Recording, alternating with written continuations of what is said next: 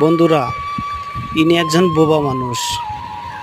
ঐতিহ্যবাহী আমাদের বাগবাটি হাটে ইনার দোকান। ইনি এত সুন্দর চা বানায় যে অনেক দূর দূরান্ত থেকে মানুষ এসে ওনার চা খাইতে ভিড় জমায়। সব সময় উনি ব্যস্ত থাকে কাজে। ইনি বোবা হলে অনেক পরিশ্রমী, সারাক্ষণ এই চার দোকান খোলা থাকে, কখনো ওর দোকান বন্ধ পাইতেন না।